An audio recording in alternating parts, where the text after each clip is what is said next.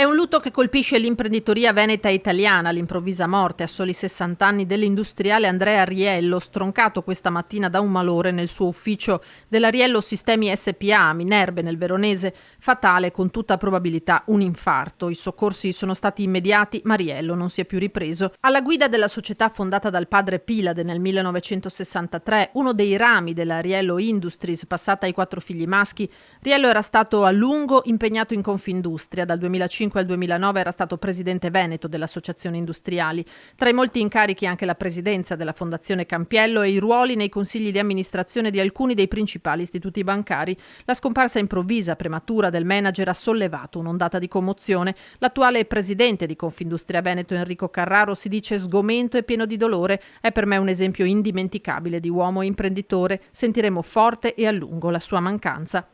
Persona per bene, imprenditore vero, ricorda Emma Marcegaglia, ex numero 1 degli industriali, che lo aveva avuto nel suo direttivo. Ha dato visione, entusiasmo e progetti a tutta la nostra comunità imprenditoriale, aggiunge Leopoldo Destro, presidente degli industriali di Padova e Treviso. Un esempio per noi e le generazioni più giovani.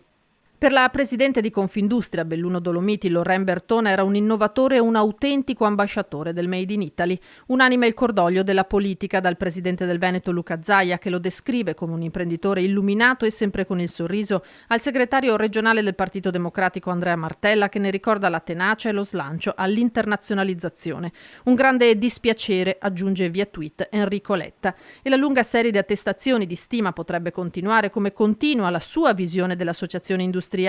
Riello è morto nel giorno in cui i rispettivi consigli generali voteranno la fusione tra Assindustria Veneto Centro e Confindustria Venezia Rovigo. Credo che sia anche un po' eredità sua, eredità del suo pensiero, di quello per cui ha lavorato come presidente di Confindustria Veneto. Sta dunque per nascere, anche sulla scorta del lavoro avviato nel 2008 da Riello, la seconda Confindustria più grande d'Italia. Lasciando evidentemente la decisione a chi la deve prendere, in vista poi dell'assemblea del 28, ma è stato un processo molto partecipato, molto condiviso, e questo è uno degli elementi, di forse maggior forza del progetto.